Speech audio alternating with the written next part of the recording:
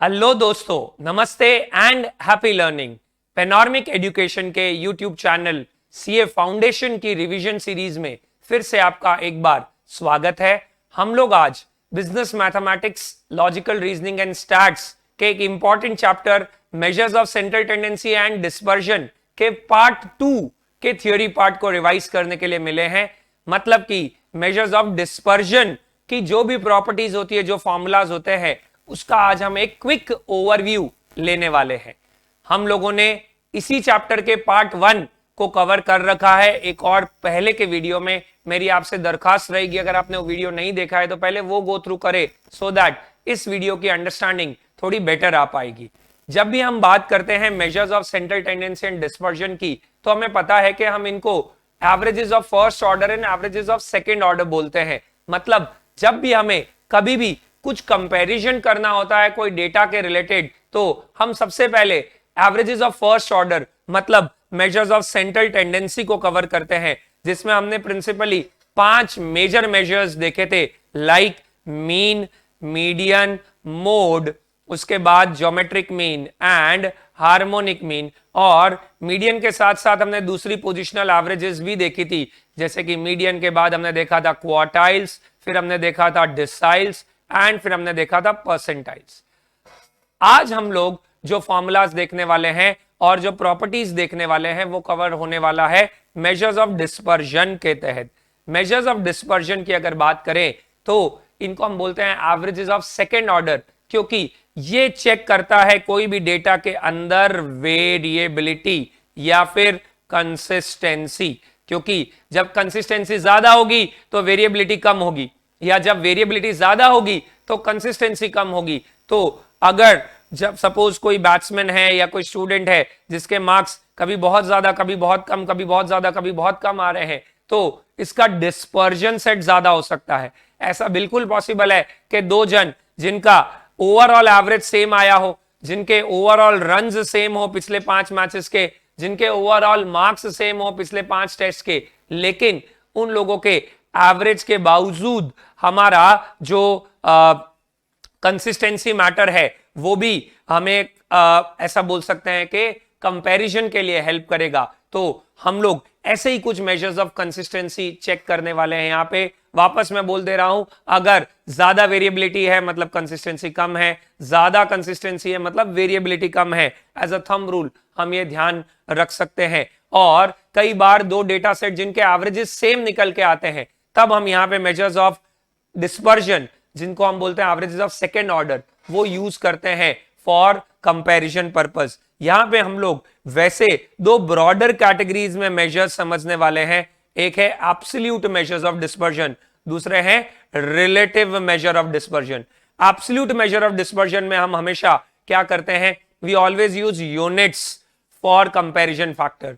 मतलब सपोज हम लोगों ने एक क्लासरूम है, उसके अंदर सारे स्टूडेंट्स का वेट है, वो ले लिया, उसका एवरेज निकाला, और उस एवरेज का अब हम लोग रेंज निकाल रहे हैं, या मीन डेविएशन निकाल रहे हैं, या स्टैंडर्ड डेविएशन निकाल रहे हैं, या क्वार्टाइल डेविएशन निकाल रहे हैं, तो उसका जो यूनिट होगा वो केजी के टर्म्स में ही होगा, which is exactly same as the original data set का यूनिट। लेकिन जब हम रिलेटिव मेजर में आएंगे तो हमारा यूनिट्स नहीं आके या तो वो डेसिमल फॉर्म में या परसेंटेज फॉर्म में कंपैरिजन हेल्प करेगा। इससे हम लोग दो अलग अलग डेटा सेट जिनकी यूनिट्स अलग अलग है, सपोज इंडिया का एक क्लासरूम और उसी एज ब्रैकेट के सपोज यूके के कोई एक क्लासरूम के स्टूडेंट्स को मुझे कंपैरिजन करना हो, it will be possible with the help of this relative measures of dispersion. तो ये आप ध्यान में रखें। प्लस अब हम थोड़े मेजर्स की बात करें तो यहां पे जो हमारा मेजर आता है वो आता है रेंज, उसके बाद आएगा मीन डेविएशन, फिर आएगा quartile deviation, and then at the end we will have standard deviation. Similarly अगर हम relative measure की बात करें तो यहां पे आ जाएगा coefficient of range, coefficient of mean deviation, coefficient of quartile deviation and coefficient of variation, जिसके बेसिस पे हम लोग कंपेयर कर सकते हैं। अब जैसा कि मैंने आपको पहले ही बोला था कि हम यहाँ पे सम्स पे बहुत ज्यादा फोकस नहीं करने वाले, क्योंकि sums is quite similar to formulas का एप्लीकेशन, जो आप वैसे 11th-12th स्टैंडर्ड में भी इस चैप्टर का गो थ्रू कर चुके हो, हमने उसको क्लासरूम में भी गो थ्रू किया है। हमारा यहाँ पे ऑब्जेक्टिव है कि इससे जो थ्योरी क्वेश्चन निकल के आ सकते हैं या जो प्रॉपर्टी बेस्ड क्वेश्चन आ सकते हैं, उसको हमें कैसे ध्यान में रखना है। हम सबसे पहले स्टडी करेंगे रेंज को, और जब भी हम रेंज की बात करेंगे तो बेसिकली रेंज जो है वो क्या इंडिकेट करता है। Range is nothing but difference between highest observation minus lowest observation. जैसे मतलब difference between highest and lowest observation का मॉड। मतलब कोई एक डेटा सेट जिसका जो सबसे हाईएस्ट वैल्यू और सबसे लोवेस्ट वैल्यू है, उनका जब हम डिफरेंस गॉज करने की कोशिश करेंगे तो that will be termed as your range. मतलब सपोज दो अलग अलग डेटा सेट है, एक डेटा सेट है जिसमें मार्क्स आए हैं 50, 48, 47, 48, 50, और एक डेटा सेट है जिसमें आए हैं 50, 32, 28, 48, 50। तो देखिए यहां पे हाईएस्ट ऑब्जर्वेशन 50 है और लोवेस्ट 47 है। जो हाईएस्ट और लोवेस्ट का डिफरेंस है वो सिर्फ 3 का है, जबकि यहां पे हाईएस्ट और लोवेस्ट का डिफरेंस हम देखें तो आएगा 22 का। सो जो सेकंड डेटा सेट है उसमें वेरिएबिलिटी ज्यादा है, और वेरिएबिलिटी ज्यादा है इसीलिए ये ज्यादा डिस्पर्स्ड है या लेस कंसिस्टेंट है। और ये हमारा अनग्रुप्ड डेटा की बात हो गई। अगर इसी चीज को हम ग्रुप डेटा में जाएंगे तो हमारा जो अपर boundary point of the last class and lower boundary point of the first class है वो हो जाएगा इन कॉन्टिन्यूअस सीरीज, और डिस्क्रीट सीरीज की बात करें तो जो हमारा लास्ट क्लास है माइनस फर्स्ट क्लास है वो हो जाएगा हमारा रेंज। रेंज की एक बहुत बड़ी लिमिटेशन है कि रेंज सिर्फ और सिर्फ 2 ऑब्जर्वेशन पे ही बेस्ड होता है। मतलब अगर कोई एक भी ऑब्जर्वेशन बहुत एक्सट्रीम आ गया तो उसका बहुत सिग्निफिकेंट इंपैक्ट पड़ेगा रेंज पे। इसीलिए आपको थियरी में से क्वेश्चन आता है which of these measures of dispersion is affected most by presence of extreme observation. तो रेंज आएगा व्हाई, बिकॉज रेंज में एक भी ऑब्जर्वेशन एक्सट्रीम आया तो आपकी पूरी रेंज जो है वो बहुत एक्सट्रीम जा सकती है, प्रोवाइडेड वो फर्स्ट या लास्ट मतलब हाईएस्ट या लोवेस्ट ऑब्जर्वेशन हो। तो ये हमें ध्यान में रखना है। एक और बड़ी लिमिटेशन रेंज की ये है, it is not based on all the observation. Data set में अगर सारे ऑब्जर्वेशन को हम यूज करेंगे या जितने ज्यादा ऑब्जर्वेशन को यूज करेंगे और उसके बेसिस पे अगर हम लोग एवरेज निकालेंगे या मेजर ऑफ डिस्पर्जन निकालेंगे तो ज्यादा बेटर रहता है। लेकिन रेंज में सिर्फ हम हाईएस्ट और लोवेस्ट इन दो को ही कंसिडर करते हैं, तो ये एक और लिमिटेशन उभर के आती है। कभी भी ध्यान रखिएगा कोई भी मेजर ऑफ डिस्पर्जन नेगेटिव में हम नहीं करते, बिकॉज ये रिलेटिव डिस्टेंस बता रहे हैं, इसलिए मैंने मॉड यूज कर दिया। और अगर हम absolute measure of dispersion range की बात करें तो इसमें हम लोग जो ओरिजिनल डेटा सेट का यूनिट होगा वो भी पुटअप करेंगे। जैसे कि केजी में अगर ओवरऑल डेटा है तो हम लिखेंगे केजीज, अगर ओवरऑल डेटा रुपीज में है तो हम लिखेंगे रुपीज, एंड सो ऑन। लेकिन रिलेटिव मेजर ऑफ डिस्पर्जन क्या करता है, कंपैरिजन एनेबल करने के लिए वो करेगा highest minus lowest observation upon highest plus lowest observation का मॉड। और जब हम ऐसा करेंगे तो हमारी ऊपर की यूनिट और नीचे की यूनिट कैंसिल हो जाएगी, इसलिए या तो ये डेसिमल फॉर्म में आएगा और अगर हम इसको 100 से मल्टीप्लाई कर देंगे तो परसेंटेज फॉर्म में आएगा। इसको हम लोग बोलते हैं coefficient of range, which is helpful for us to compare data with 2 different segment units, या 2 अलग अलग डेटा सेट का बेस हो, ज्योग्राफिकल लोकेशन अलग अलग हो, यूनिट्स अलग अलग हो, उसके लिए ये यूजफुल रहता है। तो बेसिकली रेंज और कोएफिशिएंट ऑफ रेंज हमने देखा। इसी बेसिस पे अगर हम देखेंगे तो हमारा नेक्स्ट पार्ट आ जाता है मीन डेविएशन। अब ये जो मीन डेविएशन है इसको अगर हम थोड़ा अंडरस्टैंड करने की कोशिश करें तो बहुत सारे स्टूडेंट्स को ये कंफ्यूजन होता है कि मीन डेविएशन मतलब डेविएशन फ्रॉम मीन। नहीं, यहां पे मतलब हो रहा है mean of deviations taken from may be mean, may be median etcetera. इसलिए हम इसको ऐसा लिखते हैं mean deviation from mean, mean deviation from median, mean deviation from mode, which is nothing but sigma mod of x minus x bar by n। ये ungroup data के लिए हो गया। ग्रुप डेटा सेट में ये हो जाएगा sigma fi x minus x bar upon sigma fi। मतलब हमने जो मीन है डेविएशन का वो निकाला, उसको फ्रीक्वेंसी से इंडिविजुअल क्लास को मल्टीप्लाई किया, उसका सम करके फिर नंबर ऑफ ऑब्जर्वेशन से डिवाइड कर रहे हैं। तो देखिए पहले हमने यहाँ पे डेविएशन किससे निकाले हैं, मीन से। यहां पे हम लोग डेविएशन किससे निकालेंगे, मीडियन से। यहां पे हम लोग डेविएशन किससे निकालेंगे? मोड से। तो this is not mean deviation मतलब deviation from mean, this is mean of deviations taken from mean, taken from median, taken from mode and so on. Sir अगर ग्रुप फ्रीक्वेंसी होगी तो क्या होगा? कुछ नहीं, आपने पहले मीन निकालना है, फिर आपको हर एक क्लास का मीन का डिफरेंस निकालना है, फिर उसको फ्रीक्वेंसी से मल्टीप्लाई करके सम कर देना है। That is y sigma fi of x minus x bar upon number of observation which is again sigma fi। So mean deviation का ये फायदा है रेंज के कंपैरिजन में कि इसमें हम लोग सारा डेटा यूज कर रहे हैं। व्हाई? बिकॉज हर एक ऑब्जर्वेशन का हम डेविएशन लेंगे और इसीलिए इसका एक्सट्रीम ऑब्जर्वेशन पे इंपैक्ट होता है, लेकिन इतना ज्यादा नहीं होता, वो हम लोग पुट फॉरवर्ड करते हैं। अब अगर हम इसी का ही रिलेटिव मेजर की बात करें तो उसको बोलेंगे हम लोग coefficient of mean deviation. What is coefficient of mean deviation? Coefficient of mean deviation is mean deviation from mean upon mean into 100। अगर परसेंटेज फॉर्म में लिखना है, mean deviation from median upon median into 100, mean deviation from mode upon mode into 100। जब हम इस तरह का perspective put करेंगे तो that is termed as what? Coefficient of mean deviation, जो कि हमारा हमेशा परसेंटेज फॉर्म में या पॉइंट के फॉर्म में एक्सप्रेस होगा और हमको उसी बेसिस पे उसको पुट फॉरवर्ड करना होगा।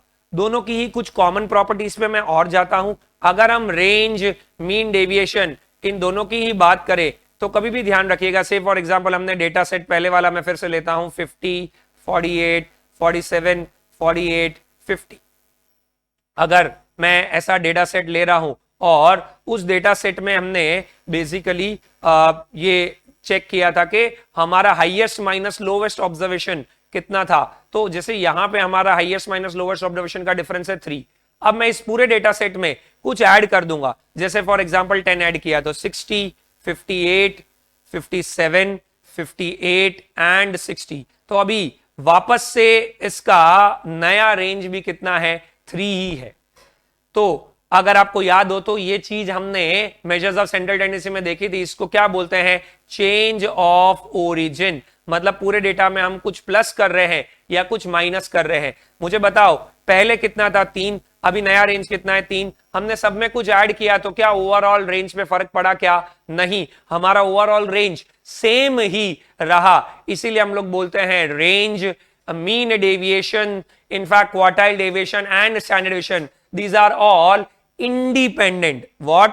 Independent of change in origin. मतलब आप पूरे डेटा में कुछ प्लस करो या माइनस करो, आपके रेंज में, मीन डेविएशन में, क्वार्टाइल डेविएशन में, स्टैंडर्ड डेविएशन में कोई फर्क नहीं पड़ेगा। जब फर्क नहीं पड़ता है तो हम बोलते हैं इंडिपेंडेंट। लेकिन मैं इसको मल्टीप्लाई करता हूं अभी कितने से? 5 से, तो ये हो जाएगा 250, 240, 235, 240 एंड 250। अब अगर मैं नया रेंज निकालूंगा तो हमारा नया रेंज कितना आ जाएगा? 15। अगर आप देख सकते हैं कि पुराना रेंज 3 था और नया रेंज 15 आया और मैंने पूरे डेटा को 5 से मल्टीप्लाई किया था तो मेरा रेंज भी 5 से मल्टीप्लाई हो गया। क्या अब हमारे रेंज को फर्क पड़ रहा है? जी सर। इसीलिए हम लोग बोलेंगे range, mean deviation, quartile deviation and standard deviation are dependent of change in scale factor. Scale factor मतलब मल्टीप्लाई और डिवाइड, और ओरिजिन फैक्टर मतलब प्लस और माइनस। तो ये बेसिक पार्ट हमें ध्यान में रखना है। हमारे सारे measures of central tendency, mean, median, mode, उनमें हम प्लस करें, माइनस करें, मल्टीप्लाई करें, डिवाइड करें, हमारा नया मीन भी प्लस माइनस मल्टीप्लाई डिवाइड, नया मीडियन भी प्लस माइनस मल्टीप्लाई डिवाइड, नया मोड भी प्लस माइनस मल्टीप्लाई डिवाइड हो जाता था। लेकिन यहां पे अगर हम देखेंगे तो प्लस माइनस का फर्क नहीं पड़ रहा है, लेकिन मल्टीप्लाई डिवाइड का फर्क पड़ रहा है। इसलिए हम इसको बोलेंगे independent of change in origin but dependent of change in scale.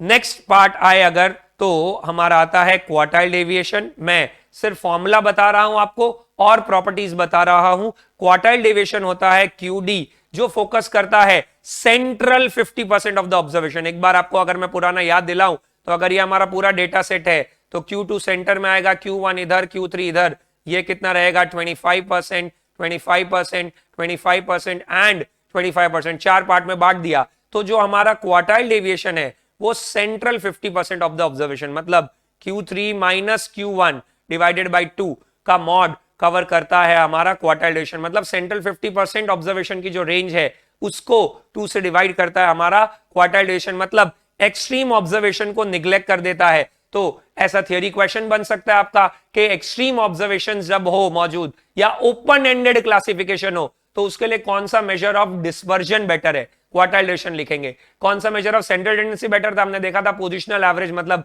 Median हो गया वो बेटर होता था। सो ये पार्ट होगा। और कोएफिशिएंट ऑफ क्वार्टाइल डेविएशन का फॉर्मूला आपका बन जाता है Q3 minus Q1 by 2 upon Q3 plus Q1 by 2, 2 cancel हो जाता है।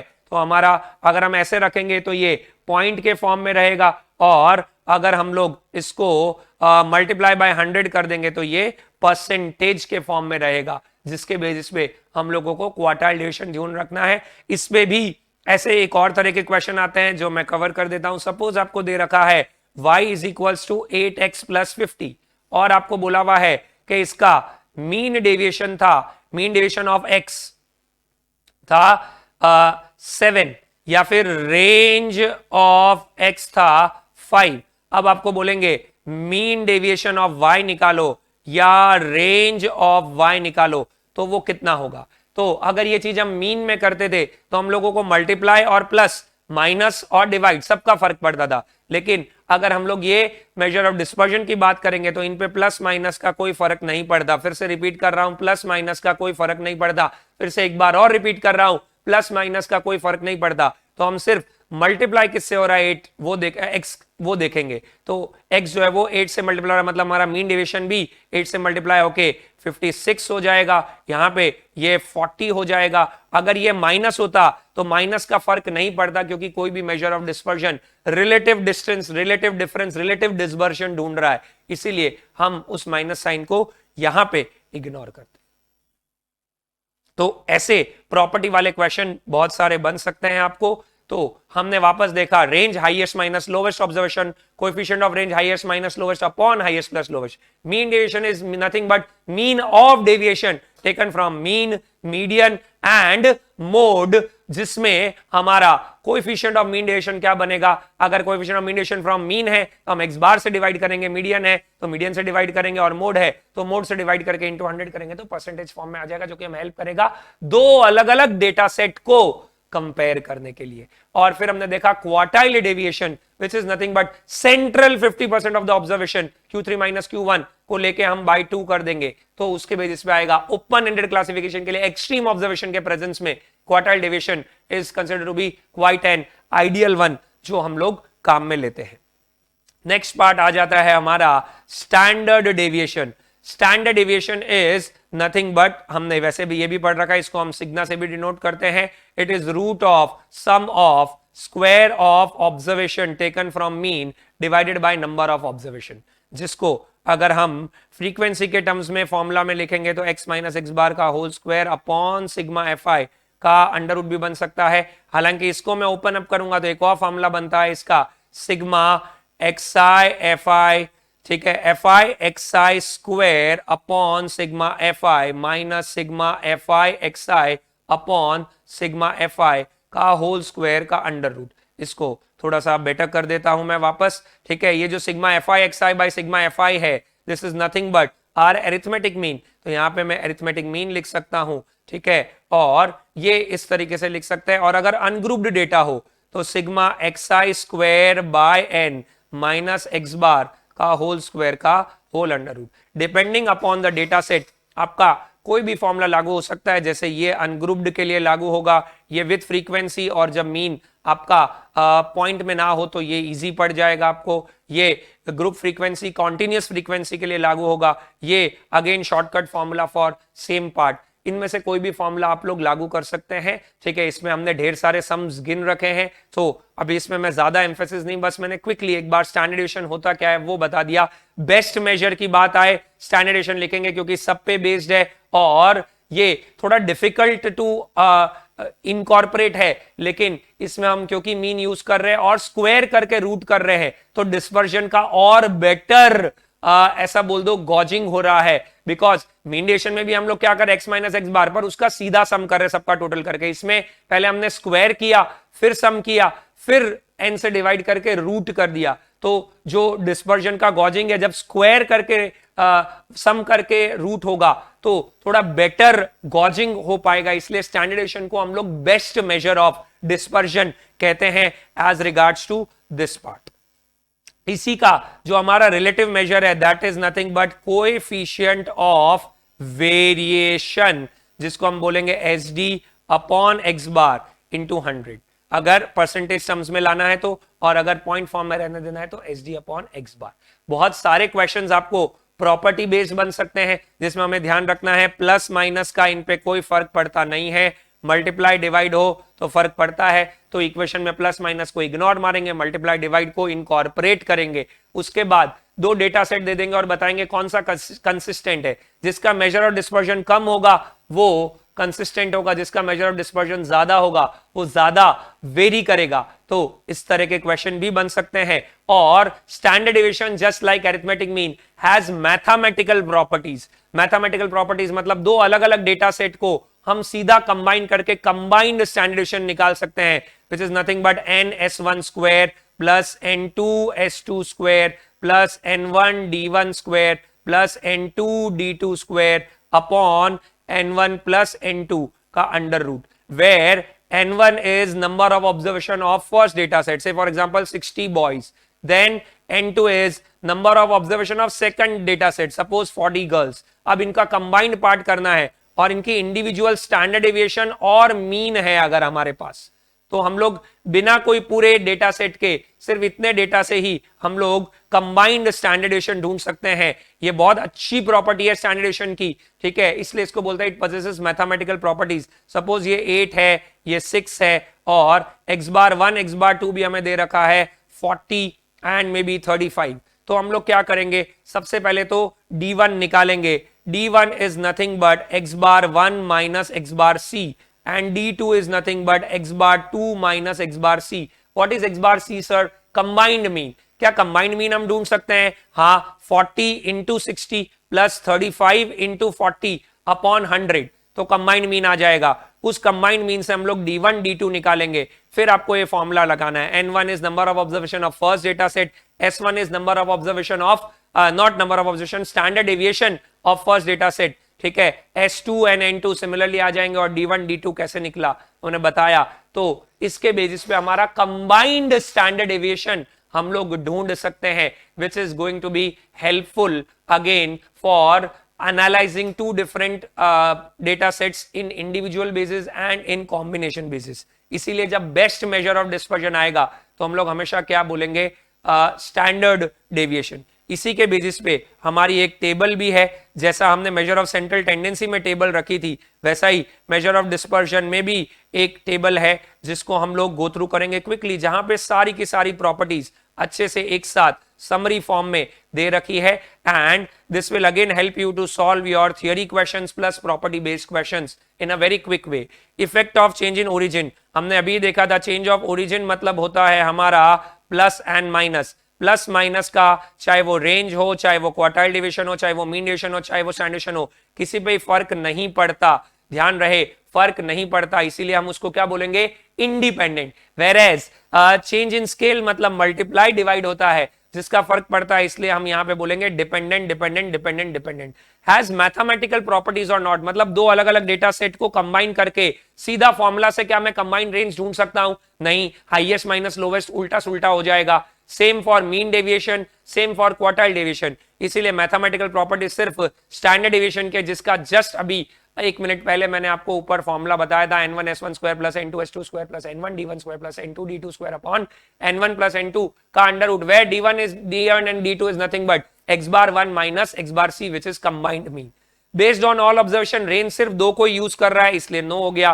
क्वार्टाइल डेविएशन Q3 और Q1 को यूज कर रहा है, इसलिए नो हो गया। मीन डेविएशन सबको यूज कर रहा है तो यस हो गया। स्टैंडर्ड डेविएशन भी सबको यूज कर रहा है तो यस हो गया। रिजिडली डिफाइंड मतलब फॉर्मूला बेस्ड हो गया, तो देखिए यहां पे तो हम सीधा हाईएस्ट लोवेस्ट लेंगे तो बन जाएगा, बाकी तीनों फॉर्मूला पे डिपेंडेंट है। Affected by sampling fluctuation, range में सबसे ज्यादा इंपैक्ट आएगा तो most affected least affected quartile deviation इसलिए होगा बिकॉज एक्सट्रीम ऑब्जर्वेशन आएंगे तो ये तो Q3 और Q1 ले रहा है तो उसमें नॉर्मली वो अटकेंगे नहीं, इसलिए least affected for quartile deviation, most affected for range, whereas mean deviation और स्टैंडर्ड डेविएशन में लेस अफेक्टेड हम लिखेंगे। यूटिलिटी मतलब यूजेज, रेंज को हम लोग स्टैटिस्टिकल क्वालिटी कंट्रोल पूछती है इंस्टीट्यूट, वहां पे यूज करते हैं। मतलब से फॉर एग्जांपल हमने कोई लैपटॉप बनाया, उसका एक डेजिग्नेटेड वेट हमने नक्की कर दिया, फिर उसकी एक रेंज बना ली कि 2-3 ग्राम 5 ग्राम ऊपर होगा नीचे होगा तो चलेगा, तो वो रेंज हो गई। अब इस रेंज के अंदर लैपटॉप का वेट होगा तो हम उसको सिलेक्ट करेंगे, अदरवाइज वो क्वालिटी कंट्रोल इश्यूज है तो उसको हम लोग वापस रिफर्बिश होने के लिए भेज देंगे। तो स्टैटिस्टिकल क्वालिटी कंट्रोल में रेंज का कई बार यूज होता है। अगर ओपन एंडेड क्लासिफिकेशन हो तो क्वार्टाइल डेविएशन का ज्यादा यूज होता है। ओपन एंडेड मतलब लेस देन 100, मोर देन 500 ऐसा पुट फॉरवर्ड कर दिया हो तो। मीन डेविएशन, स्टैंडर्ड डेविएशन दोनों ही काफी यूज होते हैं, बट स्टैंडर्ड डेविएशन जो है वो ज्यादा पॉपुलर है और मोस्ट यूज्ड है। तो अगर आपको ऐसा डेटा सेट आ जाए और ऐसा क्वेश्चन बने तो उसमें आपको इसको ध्यान में रखना है। तो एक बार मैं फिर से बताऊं तो 4 absolute measures, 4 relative measures. Absolute unit based होते हैं, रिलेटिव कंपैरिजन के लिए ज्यादा हेल्प करते हैं। ओवरऑल इन पे किसी पे भी चेंज ऑफ ओरिजिन का फर्क नहीं पड़ेगा, मतलब प्लस माइनस का चेंज ऑफ स्केल का फर्क पड़ेगा। इक्वेशन के क्वेश्चन आए तो ध्यान रखना है, फॉर्मूलाज हमें ध्यान में रखने हैं, और उसके बाद क्या कंबाइंड हम लोग मीन डेविएशन ढूंढ सकते हैं, क्वार्टाइल डेविएशन ढूंढ सकते हैं, रेंज ढूंढ सकते हैं, नहीं, पर स्टैंडर्ड डेविएशन ढूंढ सकते हैं। इसी के कारण उसमें मैथमेटिकल प्रॉपर्टीज होती है और वो मोस्ट यूज्ड और बेस्ट यूज मेजर है। लेकिन ओपन एंडेड क्लासिफिकेशन में हम लोगों को क्वार्टाइल डेविएशन बेटर रहेगा, और अगर एक्सट्रीम ऑब्जर्वेशन आ गई तो रेंज बहुत ही रिस्की हो जाएगा because it is based on just 2 observation. इन सभी के ऊपर इंस्टीट्यूट क्वेश्चन पूछती है। मॉड्यूल में भी इसका एक पैरा दे रखा है, जिसी का ही ये टेबल जो है वो एक समरी फॉर्म है। आई होप आपको क्लैरिटी आई। फटाफट आपने सुना है तो आपका थियरी प्लस फॉर्मूला पार्ट एक बार क्विक रिवीजन का बेस हो गया। रिवीजन का ऑब्जेक्टिव ही थोड़ा क्विक समरी देना होता है। सम्स हम लोग वापस मॉड्यूल के बेस को गो थ्रू करके करेंगे। मैं एक बार फिर से दोहरा दूं, सारे स्टैट्स के चैप्टर में मॉड्यूल का जो सेट बी है वो काफी इंपॉर्टेंट है, उसको एक बार जरूर गो थ्रू करें। उसके ऊपर बेस्ड कई सारे क्वेश्चंस बन सकते हैं। आई होप आपको क्लैरिटी आई है एंड आई होप आप रिवीजन सीरीज अच्छे से गो थ्रू कर रहे हैं। इसी तरह आप पढ़ते रहें, पॉजिटिव माइंडसेट रखते रहें, एंड डेफिनेटली अगर आपको ये सब वीडियोस सही लग रहे हैं तो लाइक, शेयर, सब्सक्राइब, कमेंट करना ना भूले। Keep rocking. Thank you very much. धन्यवाद।